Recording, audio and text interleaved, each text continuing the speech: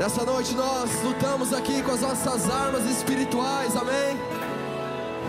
Com louvor e gratidão nós nos achegamos à presença de Jesus. Nessa mesa, há uma mesa preparada para mim, na presença dos que são contra mim. O seu corpo e o seu sangue derramou, assim que eu luto minhas guerras. É nesse lugar, há uma mesa. Há uma mesa preparada para mim, na presença dos que são contra mim. O seu corpo e o seu sangue derramou, assim que eu luto minhas guerras. Eu creio que a morte venceu, minha voz levantarei em louvor pelo que fez. Assim que eu luto minhas guerras, assim que eu luto, assim que eu luto minhas guerras, é assim, assim que eu luto minhas guerras, assim que eu declare sobre as circunstâncias da sua vida, sobre os seus inimigos nessa noite, é assim. No vale caminha junto a mim, certo, misericórdia e bondade seguem em mim. Minhas armas são louvor e gratidão, assim que eu luto minhas guerras. E eu creio que a morte venceu, minha voz levantarei em louvor. Assim que eu luto minhas guerras, assim que eu luto minhas guerras, assim que eu luto minhas guerras, assim que eu luto minhas guerras, assim que eu luto minhas guerras, assim que eu luto minhas guerras, é assim, é aqui.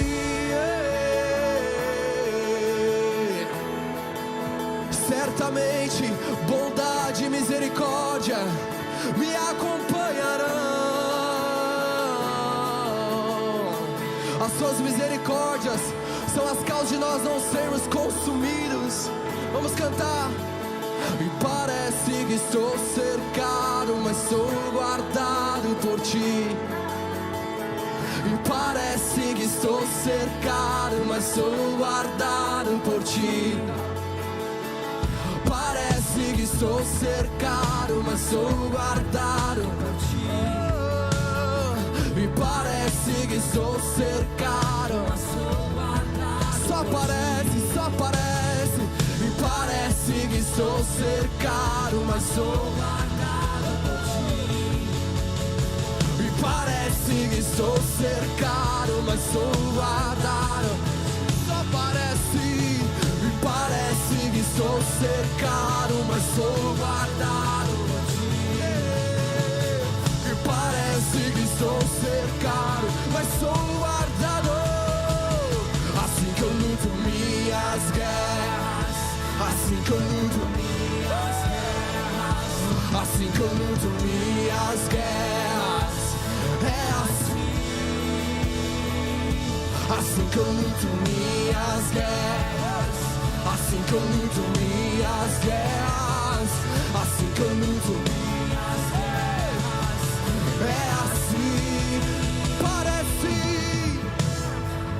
Parece que estou cercado, mas sou guardado por ti. Me parece que estou cercado, mas sou guardado.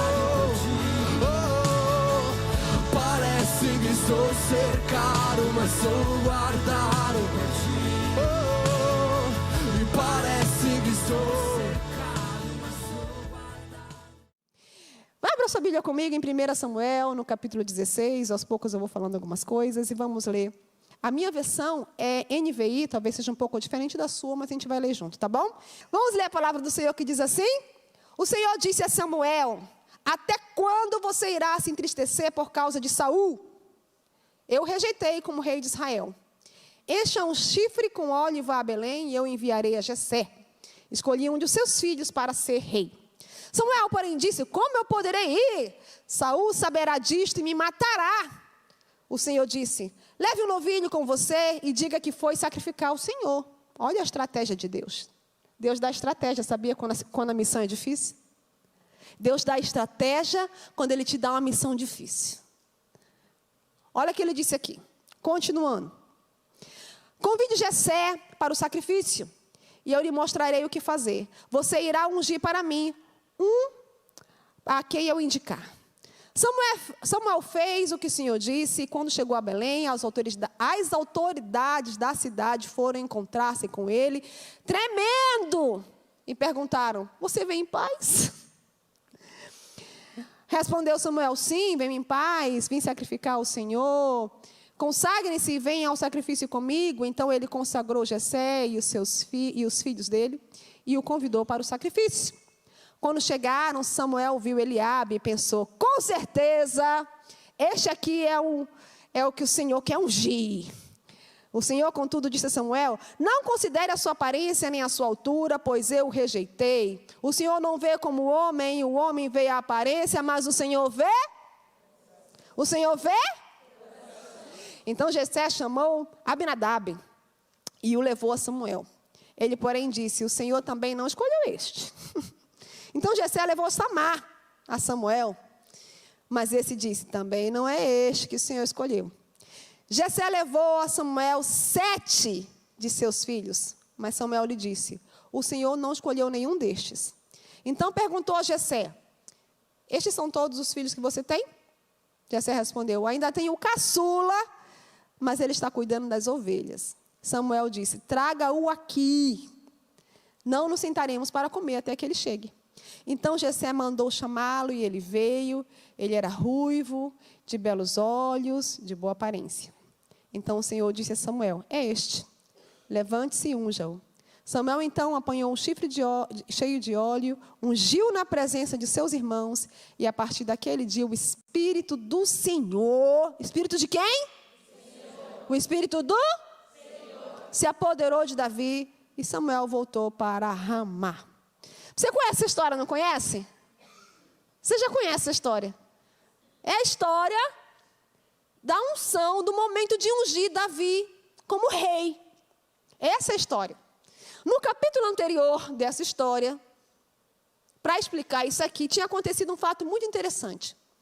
Deus havia dado uma missão para Saul, que era o rei de Israel. Só que Saul só fez parte da missão, não fez a missão completa. E o fato dele não ter feito a missão completa desagradou a Deus. Porque Deus falou: olha, faz isso, isso, isso, isso e isso. Saul foi lá e fez isso, isso e isso. Mas isso e isso ele não fez. Era uma missão de guerra. Ele tinha que ir e fazer exatamente o que Deus havia mandado ele fazer. Mas Saul desobedeceu, sabendo da missão que Deus deu. Saul desobedeceu, olha só, gente, não foi uma missão subjetiva. Não foi uma missão que Deus iria revelar para ele. Quando Saul foi, Deus enviou Samuel, o profeta. E Deus falou para Samuel: Samuel, avisa Saul que para ele ir nesta guerra, para ele matar todos. Não é para poupar ninguém, nem o rei. E que é para matar também todos os gados e todas as ovelhas daquele povo. Saul poupou o rei e todos os animais. E aí, quando você faz a sua vontade, você também arranja uma desculpa para a sua vontade espiritual. Uma desculpa espiritual. Você já viu aquela pessoa que fala assim: está todo mundo aconselhando você a não casar com aquele homem. Está todo mundo falando para você não fazer isso. porque não vai dar certo, porque não é de Deus para você. Aí a sua mãe chega, o seu pai chega com você, ou chegou lá no passado, e falou para você não fazer, porque aquele homem iria te maltratar, porque aquele homem ia fazer mal para você, porque o seu pai viu que ele era mau caráter, porque a sua mãe falou, minha filha, essa peça aí vai dar ruim. Aí você foi lá na Bíblia, olha só como a mulher é, né? Foi lá na Bíblia, procurou um versículo, né? E aí você foi lá e encontrou aquele versículo todo especial. E você entendeu Deus falando para você assim, estou contigo, minha filha. Vai e faz. Não sei se você estava durante um tempo esperando, né, no Senhor, aquela espera do salmista que fala assim, esperei com paciência no Senhor. E aí você cansou de esperar porque parece que Ele não se inclinou para ti e não ouviu o teu clamor. Aí você pulou para o outro versículo que diz assim, todo aquele que vier a mim, de maneira nenhuma lançarei fora. E aí na precipitação, tu és a Pátio ou tu és a prima? Olha, tudo bom, Pri? Vocês são muito parecidas. Saudade de você, viu? E aí você não ouviu seu pai, nem a sua mãe, ou os seus pastores. E você fez a escolha na aparência, nas qualidades físicas, talvez. Ou também no desespero de sair de casa. E o que deu? Deu ruim. Então, você que não é casado ainda, escuta essa mensagem para não dar ruim para você. Quem aqui não é casado ainda? Levanta a mão, as solteiras. Vocês estão esperando com paciência no Senhor? Ele vai se inclinar e vai ouvir o clamor de vocês. Mas deixa eu falar algo para vocês. Quando a gente não escuta bons conselhos, nós nos arrependemos e nos arrebentamos. Porque não é só se arrepender, é se quebrar. Casamento é para toda a vida. E quando a gente faz uma escolha errada, a gente pode ter que enfrentar as consequências daquilo para o resto da vida. Quando eu fui casar, eu acho que eu contei isso aqui para você, não contei quando fui casar? Não contei não, né? Não contei. Meu marido era só um missionário. E eu era só uma missionária também. Lá no meio da floresta amazônica. Lá. Então, até aquele momento, eu era um missionário. Vivia no meio da floresta. Quando eu fui na cidade apresentar ao meu pai, o homem que eu queria casar, que ele era um missionário. Para o meu pai, eu era uma missionária. Meu pai não é cristão. E naquele momento, eu me tornei, na verdade, a missionária que iria casar com o missionário. Eu achei que ia ser assim. Mas na visão do meu pai, foi a missionária que ia casar com um vagabundo. Porque casar com um missionário seria casar com um vagabundo. E eu falei para ele assim, pai, eu queria que o senhor me abençoasse. Ele, pode casar, pode casar. A minha mãe abençoou. No noivado, minha mãe abençoou. Meu pai só falou assim, tu vai levar ela daqui? Né, tipo, eu estava morando em Missões já, né? Vai cuidar da minha filha. Beleza. 2 meses antes de casar, 3 meses antes de casar, eu cheguei com meu pai, porque o Espírito Santo conversou comigo. E aí eu falei assim para ele, pai, eu decidi não casar mais. Ele, por quê? Porque o senhor não me abençoou. Aí ele falou assim, mas o que você quer dizer com isso? Eu digo que eu não caso se o senhor não me abençoar. Ele falou assim, mas eu não te amaldiçoei, mas na ausência da bênção na Bíblia, está o quê? Na ausência da bênção habita o quê? E eu falei assim, eu não quero levar a maldição para a minha geração. Eu quero a sua bênção. E é por causa da sua bênção que eu não vou casar. Eu não estava ameaçando meu pai. Eu estava dizendo para ele com toda a certeza do meu coração, e eu havia conversado com Paulo sobre isso. Eu caso com a sua bênção. Porque a sua bênção vai determinar o meu futuro. Mas a sua maldição também vai determinar não só o meu futuro, mas o futuro dos meus filhos. E eu não quero maldição para os meus filhos. Eu quero a bênção para os meus filhos, pai. E eu falei isso com todo o temor e com toda a honra. Eu não apontei o dedo para ele. Eu estava tremendo por dentro no meu coração. É claro que eu não queria fazer isso, mas eu ia fazer porque eu não queria maldição na minha vida. Eu tinha tanta consciência do que era bênção, do que era maldição, que eu falei assim, não vou. E meu pai com os olhos cheios de lágrima, E ele nunca chora, não chorava até aquele momento. A não ser no final do ano, que é aniversário dele, dia 31 de dezembro. Hoje dia terrível fazer aniversário, né? 31 de dezembro. Né? E ele sempre chorava, sempre chora nesse dia. Ele olhou para mim e falou assim: filha, chorando, eu te abençoo. Case. Eu te abençoo, eu te abençoo, eu te abençoo. Eu abracei ele. Ele disse: muito obrigada, pai. Ele chamou minha mãe. Amina! Oi, Nonato. Eu já contei a história do meu nome aqui, não contei? Não vou contar de novo, não. Oi, Nonato. E ele veio. Ela veio e falou assim: tá faltando o quê para esse casamento? Que encheu o peito, né? Tá faltando o quê para esse casamento? Pai, falta isso, isso, isso. Paga tudo. Eu vou pagar esse casamento agora. Digo, oh, glória a Jesus, que a honra veio com presente de casamento. O meu pai viu algo no Paulo que ele não gostou. Sabe o que ele viu? Meu marido não tinha dinheiro. Meu marido era pobre. Não, estava abaixo, que ele era missionário. Estava abaixo e pobre. Não tinha nada, não tinha herança. Filho de mãe solteira. Quem que era meu marido? Não conhece o pai até hoje? Não sabe quem é o pai?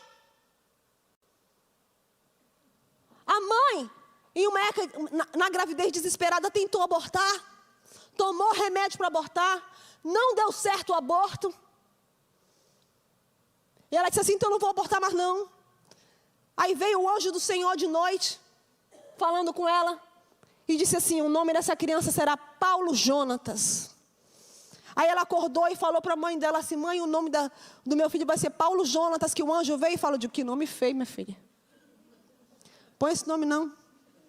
Paulo Jonatas. Aí ela foi dormir de novo no outro dia e sonhou, e o demônio veio para ela e falou assim: se você colocar o nome de Paulo Jonatas nessa criança, eu vou matar ele e você. Aí ela acordou e falou assim: mãe, o demônio falou que vai matar eu e ele se colocar o nome de Paulo Jonatas. Agora tu vai pôr o nome de Paulo Jonatas. Que nenhum demônio vai mandar aqui não. Vai ser Paulo Jonatas da Silva. Paulo Jonatas da Silva. Né? Então, quando meu pai olhou para aquele menino sem história, sem passado, sem pai, sem nada, olhou assim: isso não vai ser nada na vida. A minha filha vai casar com Zé Ninguém. Com nada. Meu irmão presunçoso pegou a carteira cheio de cartão de créditos. Meu irmão mais novo do que eu. Cheio de cartão de crédito e falou assim para o Paulo: tu tem isso aqui? Tu tem esse cartão aqui? Meu marido disse: eu não tenho nenhum desses. Nenhum. Como é que tu vai casar com a minha irmã? Tu tem noção? Até parece que estava tirando uma menina de uma casa de milionário. Estava não. Porque deve ter alguém pensando, ela devia ser rica, né? Mas vivia muito bem. Mas sabe de uma coisa que Deus tinha visto? Deus tinha visto um coração quebrantado no meu marido. Um homem que poderia valorizar uma pessoa. E fazer com que uma mulher se tornasse tão honrosa e se sentisse mais preciosa que rubis. Quando Deus fala com Samuel, vai até a casa de Davi, Samuel faz o seguinte: ele faz, sem querer, ele faz igual meu pai. Ele vai procurar pela formosura, ele vai procurar pela beleza, ele vai procurar pelo peitoral, vai procurar pelo tamanho. Afinal de contas, Saul tinha sido o primeiro rei de Israel e era bonito um homem. Era alto. A Bíblia fala que quando Saul passava era mais alto que todo mundo. Era forte. Então o padrão de rei tinha que ser como? Assim, não é não? Agora diga você, menina, não minta para mim. Diga você. Tem um homem aqui, ó, bonito, forte, lindo, musculoso. Né? Aí tem outro aqui mais magrinho, assim, não esquelético, não se preocupe. Né? Mais fininho, pequenininho. Você vai achar bonito quem? O primeiro ou o segundo? Tem marido aqui não, né? O primeiro ou o segundo? O primeiro ou o segundo? Porque nós temos um padrão de beleza. É natural. Quando Samuel olhou para o primeiro filho, para Eliabe, primeiro filho de Jessé, na hora de ungir aquele menino, Deus falou assim, não é ele. Eu imagino a cabeça de Samuel, mas é bonito, Deus, é forte, é valente, esse braço levanta uma espada, esse outro carrega um escudo, esse usa assim a espada de derrubar de 100, Deus, é ele o rei. Não é ele. Samuel, não é ele, você está vendo a aparência, eu vejo o coração, não é ele. Ai, Jessé, não é esse aqui não. Tem mais outro? Tem o segundo filho. Chama o segundo filho. Vem aquele homem bonito também, forte, também guerreiro, preparado. Ali, ó, tenho certeza que é esse. Este é o homem para ser rei. E Deus fala, Samuel, não é esse. Deus, tu está difícil hoje, Deus. Porque está complicado. Tu me manda na casa deste homem. Este homem tem filhos fortes, valentes, bonitos, aprovados na guerra. 3 desses filhos, dos mais velhos, eram guerreiros. Já passou 2 aqui. Não é esse. Chamou mais um guerreiro. Também no mesmo padrão de força, talvez inteligente, falava bem. Tinha talvez uma postura. Deve ter ficado assim, né? Na hora de se apresentar para Samuel, né? Porque é assim, na hora de você se apresentar diante de uma pessoa importante, você vai se vestir bem, você vai se posturar. E aquele homem chegou e falou assim, deve ter falado assim, com certeza sou eu. E Samuel olha e fala assim, não é esse. Como assim não é esse? Tem mais quanto aqui dentro? Vai chamando aí. Passou o 4, passou o 5, passou o 6. Quando chegou no 7º, Deus falou assim, não é nenhum desses. Não é nenhum de 7 filhos. Mas como assim? Todos esses homens estão presentes aqui. Deus, tu me mandou. Imagina Samuel coçando a cabeça. Fala assim, Deus, não estou entendendo. Tu me mandou para cá, correndo o risco de morrer. Se Saul descobre que eu estou aqui para ungir um rei, ele manda me matar. Senhor, tu sabe que Saul não está bem da cabeça. Ele já está fazendo coisas em desobediência. O espírito maligno está se apoderando dele. Este homem vai me matar. Você vai fazer o que eu mandar. É isso que eu quero que você faça. Que você não tema homens, mas que você tema a mim. Porque pessoas que Deus está procurando, elas não estão preocupadas com aquilo que os outros vão pensar. Elas estão preocupadas com aquilo que Deus vai falar. Porque quando você está preocupado com o que os outros vão pensar, então você já estabeleceu qual é a tua métrica. A tua régua é o outro. A tua régua é aquilo que a outra está pensando a teu respeito. É como a outra veste, é como a outra fala, é como a outra canta, é como a outra se comporta. A tua régua não é Deus.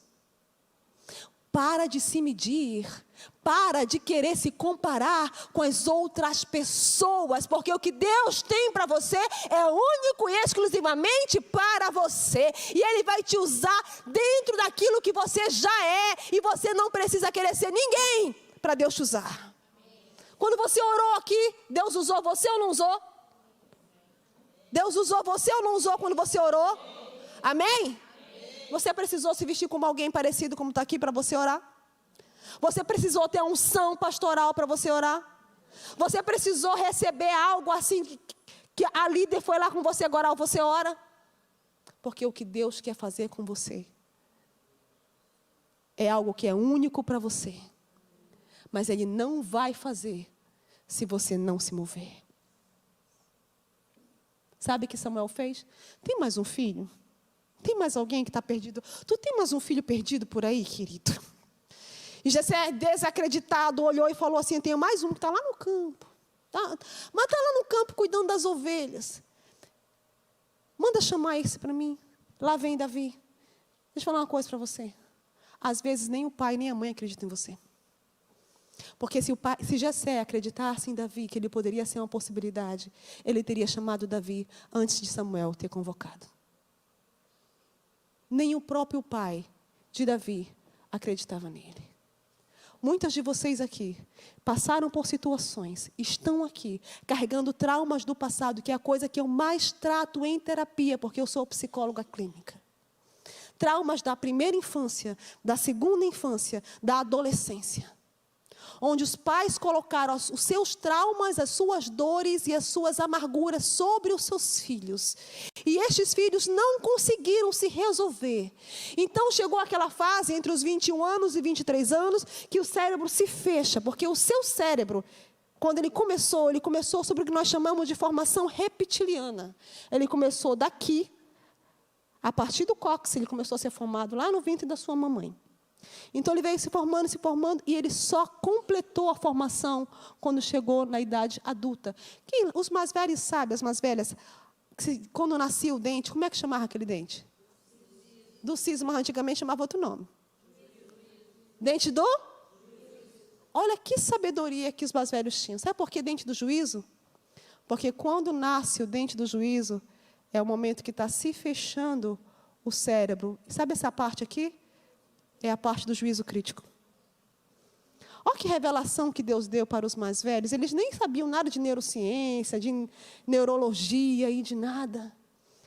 Nessa fase, quando se fecha o teu cérebro, com todos os traumas e amarguras do passado, significa que você cristalizou os seus traumas e você vai perpetuar as suas dores para a próxima geração. Olha que perigo. Olha que perigo. Coloque a mão nessa região aqui. O nome dessa região, segura aí. O nome é córtex pré-frontal. Você vai fazer uma oração agora comigo. Porque nós vamos começar a quebrar agora conceitos. Amém? Amém. Você vai repetir comigo. Senhor Jesus, eu consagro o meu córtex pré-frontal a Ti. Todos os traumas do passado e todas as dores que eu sofri, que se cristalizaram até aqui, eu estou quebrando todos eles e declarando que eu serei livre em nome de Jesus. Senhor, me dá nessa noite a oportunidade de eu reeditar a minha infância, a minha adolescência, e de eu potencializar os anos que ainda tenho para Ti. Faz de mim uma guerreira forte, valorosa em Tua presença. Em nome de Jesus. Amém. Você consagrou o seu córtex pré-frontal ao Senhor Jesus. Então agora nós abrimos espiritualmente o seu córtex pré-frontal, para que você possa entender onde eu estou chegando. Talvez você não esteja conseguindo entender ainda, mas eu quero te levar em um lugar. Quando Davi veio, ele veio como um menino sem entender nada. Davi não podia ser um homem de guerra. Ele era só um menino. O seu próprio pai não acreditou nele. Algumas vezes eu ouvi do meu pai assim: vocês vão ser tudo prostituta. 4 meninas. Vocês vão tudo morar debaixo da ponte. Quando ele bebia, ele falava essas coisas. Ele dizia assim para os meus irmãos: vocês vão ser tudo gay. Todos vocês vão ser gays. Não vai sobrar nenhum aqui para ser macho. E vai ser tudo pobre. Tudo pobre. Minha mãe vinha por trás e falava assim: está repreendido em nome de Jesus, está amarrado em nome de Jesus. Ela não sabia orar muita coisa, então ela ficava repetindo. Está repreendido em nome de Jesus, está queimado em nome de Jesus, está amarrado em nome de Jesus. Rapaz, o que ela falava deu certo, porque a gente não virou isso que ele dizia. Nenhum de nós nos tornamos isso. Mas muitas de vocês aqui estão carregando o trauma de não ter dado certo na vida. Porque ouviram palavras de maldição. E você está se vendo de forma errada. Porque o seu cérebro aceitou a verdade. que não era verdade. Uma mentira que passou a ser verdade absoluta. Então o teu córtex pré-frontal se fechou, fazendo com que você não consiga ver possibilidades além do teu sofrimento. Isso é muito sério. Eu trato pessoas que estão presas no passado, que até hoje não conseguiram se ver como elas realmente são, que não conseguiram enxergar que são mais preciosas que rubis. Deus me trouxe aqui hoje para te dizer algo. As mentiras de Satanás a teu respeito cairão por terra hoje. Nenhuma das mentiras do diabo vai ficar sobre a tua vida nem sobre a tua mente hoje. Deus está libertando a mente de muitas mulheres neste lugar. Eu já começo a ver cadeias se quebrando nessa região aqui. Deus está quebrando cadeias nessa região do cérebro. Já que vi corrente sendo quebrada neste lugar. Amém? Amém. Vocês estão comigo? Amém. Deixa eu falar uma coisa para vocês. Quando Deus chama Davi para ser ungido, eu acredito que até Samuel pensou assim: oh, meu pai, desse tamanho. Ele é até bonitinho, tem um cabelo ruivinho, tem um corpinho bem apanhadinho, mas Senhor, ele cuida de ovelha. Senhor, é ovelha.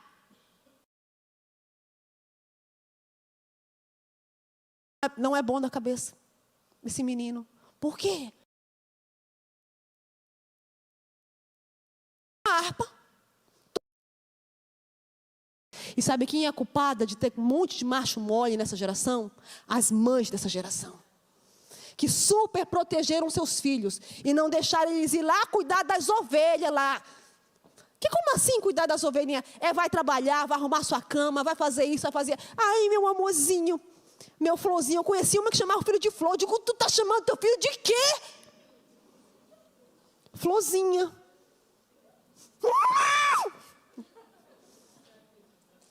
Tá doida? Chamar teu filho de florzinha? Ai, mas você é tão machista. Pois me chame de machista. Porque eu gosto mesmo de homem que pague, que banque. Eu gosto de um macho assim. Sabe o que eu vi nos últimos dias? Um monte de macho mole, frágil, criado por mães dessa geração, que super protegeram seus filhos. E que está faltando homem para casar com as mulheres. Tudo diferente. E a gente nem pode falar muita coisa, porque agora a gente pega o processo. Agora pega o processo. Mas tão mole. Tão de mão mole. Tão andando mole. Estão dando mole. Estão simplesmente frágeis, porque nós, as mães dessa geração, não estamos cuidando dos nossos filhos. Querida, preste atenção para vocês. Aqui. Vai faltar homem. Vocês sentem que está faltando homem? Homem de verdade. Você sente que está faltando? As meninas que estão solteiras, está difícil? Está difícil? Está complicado? Deus vai te abençoar, minha filha, mas vai piorar muito.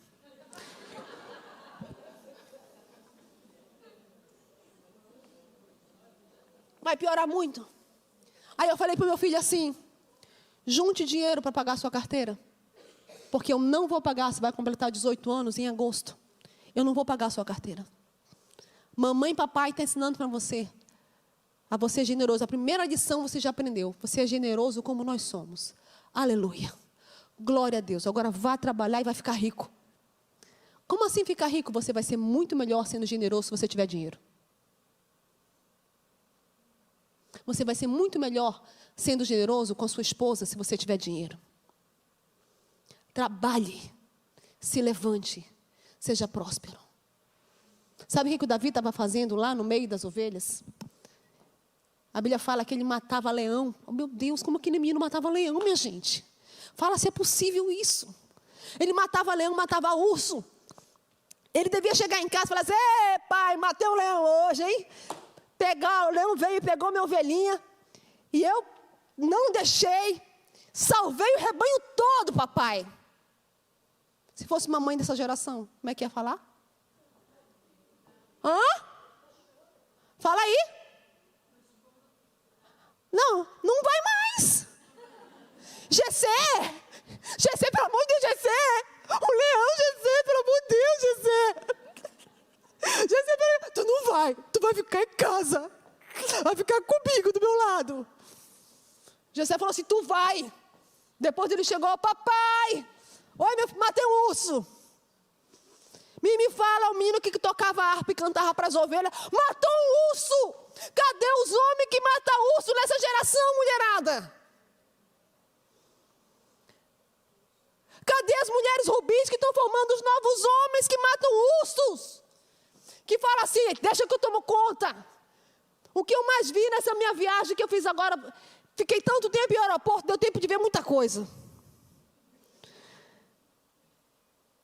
Os homens atrás, as mulheres na frente, levantando para pagar a conta. E meu marido, olha aí, tu tá vendo aquilo ali? Meu marido fica indignado. Anny, o mundo está acabando. Aí a gente sentou lá, senta num restaurante para comer. A mulher vem e entrega a conta para mim. O marido, indignado. Eu que pago. É para mim que dá, é para ele que dá. A conta não é para mim, não. Aí daqui a pouco a gente está andando, passa uma mulher puxando o macho pela mão. E foi, é para ser macho, né? Mas não estava andando feito macho, não. Pega ele aqui e ele vem. Ai, amor. Ai, amor. O que é isso, gente? Cadê os homens que matam o urso? Pastora, por que você está falando isso com as mulheres? É porque são as mulheres que estão fazendo os homens cuidar de gatinho. Cuidar de pet. Não quero ter filho, porque tem um pet. Ai, tá tão caro o pet. Ai, tá, tu viu o preço da ração? Aí eu vi, tu viu? Aí para 2 machos com 2 pets conversando. Ai, menina, eu levei ele ontem no cabeleireiro, não. No pet shop. Tu viu com o homem? Aí eu vi, gente, olha, tá incrível. Eu não tô nada contra isso, querida. Querido, cuide bem do seu pet, que a Bíblia fala que o homem bom cuida bem dos seus animais. A Bíblia fala isso. Mas eu estou vendo um bando de macho mole, culpa dessa geração de mulheres que afrouxaram na educação e nos limites e pegaram e passaram a mão chamando o filho de florzinha. Florzinha. Então bem, florzinha. Oh. Levante. Meu filho do meio. Lá em casa todo mundo tem um problema, né? Assim, né? Eu tenho descalculia, déficit de atenção. Meu marido é hiperativo. Eu não vou dizer que é um problema, que para mim é uma solução até, né? Que graças a Deus ele pode fazer 1001 coisas. Meu filho Daniel, mais velho, é TDAH, ele tem déficit de atenção e é hiperativo. O meu filho Davi é TDA, tem déficit de atenção. A minha filha Sarinha não tem déficit de atenção, mas onde ela está, há liberdade. Ela já teria corrido isso aqui tudinho. Porque ela é hiperativa. Tá? E olha, como psicóloga, eu não queria aceitar isso não, tá? Mesmo lendo, demorei a aceitar. E até Deus falar assim, minha filha, foi eu que criei vocês assim, pá de besteira. Com qualidade, vai ver na Bíblia, tem um monte de gente assim, tudo elétrico, tudo doido, batendo de um canto para o outro, fazendo tudo que eu mandar, vai ver. Eles obedeciam, tudo corajoso. Eu digo, mas não é que é verdade mesmo? Daniel é hiperativo, Paulo é hiperativo, Sara é hiperativa. Corajoso pra caramba, não tem medo de nada. Tô bem, Pedro em tempo, tá, deixa eu fazer. Né? O Pedro era assim. Nós assim, vamos lá. Deixa eu falar uma coisa para vocês. Meu filho Davi não é hiperativo, tem déficit de atenção. Altíssimo. Davi joga o lixo. Tá bom, mamãe. No outro dia, Davi, o lixo está aí. Ah, tá aqui? Tá? Eu te mandei jogar, mandou? Davi, eu te mandei jogar e você disse que iria jogar. Eu falei? Davi vai jogar o lixo agora. Tá bom, eu vou jogar, mas eu quero que você saiba que eu não ouvi você falar. Eu digo, vai jogar esse lixo agora. Davi, você pode, por favor, fechar a porta da frente da casa? Claro. Davi, você pode fechar a porta da frente da casa? Posso. Você pode fechar a porta da frente da casa? Vou fechar. Pode deixar que eu fechar no outro dia de manhã, a porta está lá aberta. Davi, eu não te mandei fechar a porta da casa. Mandou, mamãe. Eu esqueci. Eu digo, mas a porta dormiu aberta. Me perdoa, mamãe querida. Você me perdoa? Eu digo, perdoa. O que eu vou fazer com a criatura? Me diga. Vou espancar? Eu vou bater na criatura? E às vezes eu bato, viu, gente? Mas não por causa disso. Questão de caráter. Eu bato por questão de caráter. Eu aviso a primeira vez, aviso a segunda vez. Se não for pelo conselho, vai pelo prumo. O prumo que Jeová deu na minha mão. Chinelada. Geralmente eu uso um cinto, não um chinelo. Eu alinho direitinho. E faço assim, deite de bumbum para cima, que ninguém vai ficar igual ao meu irmão. Contei do meu irmão, não foi aqui da outra vez? Que parecia um endemoniado apanhando. Ninguém vai fazer igual ao meu irmão, não. Deita de bumbum para cima. Deita de bumbum para cima, bonitinho. Dá umas 3, 4. Aí rapidinho parto. Nem chora, menino. Nem chora. Mas um dia eu vou bater em você até você chorar. Para você chorar logo. Brincadeira. Mas, enfim, meu filho do meio, de vez em quando tem uma crise. Eu não consigo aprender nada na escola, eu sou um burro. Eu sou um incapaz.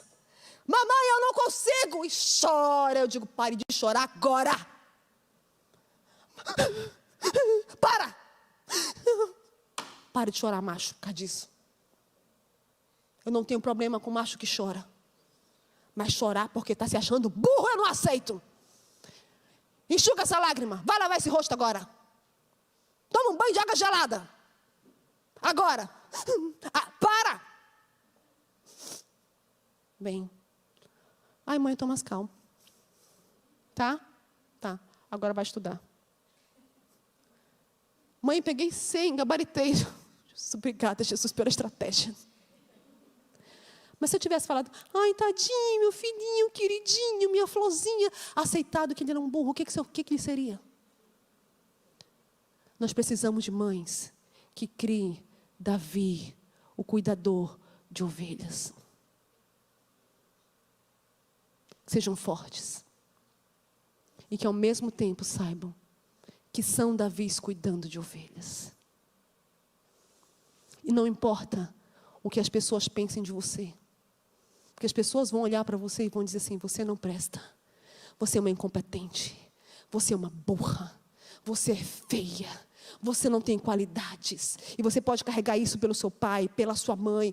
Palavras de maldição que foram lançadas sobre você. Por onde quer que você passou. Mas se isso aconteceu com você, quero que você saiba de uma coisa. A verdade de Deus a teu respeito é outra. Deus te vê como Ele te criou, não como as pessoas amaldiçoaram você. Se você aceitou mentiras a teu respeito, hoje Deus está dizendo, esse tempo acabou. Eu olho para o coração. Eu não vejo a tua aparência, eu olho o teu coração. Mas Deus está dizendo, eu quero que você cuide dessa geração. Você não deve ser cega. Você deve estar percebendo o que está acontecendo no mundo aí fora. Você deve saber o que está acontecendo. Espiritualmente falando. Estamos vivendo o pior tempo de todos. E vai piorar. Sabe o que vai manter a sociedade? A sua família. A igreja do Senhor. E Deus está levantando mulheres hoje para dizer assim, eu me coloco de pé. Não importa o que o mundo falou de mim. Não importa o que o mundo exija de mim. Eu sei quem eu sou, porque Deus me chamou. Eu sei o meu valor em Cristo Jesus. Eu sei quem eu sou para Ele. Vocês estão me entendendo? Deus está levantando uma geração de mães fortes, que sabem o seu valor, que são pedras preciosas, mas que estão gerando as novas pedras preciosas, porque não adianta nós sermos pedras preciosas e estarmos gerando apenas pedras secas, sem brilho e sem valor. Se você é mãe, você sabe o que eu estou dizendo. Se você vai ser mãe, escute o que eu estou falando. As coisas vão piorar. Mas você pode ser a nova ungida do Senhor, para ser coroada, para reinar nessa terra e fazer com que a nova geração de mulheres valorosas se levantem através da sua vida. Deus não te trouxe aqui à toa. Deus te trouxe para que você possa enxergar o valor que você tem.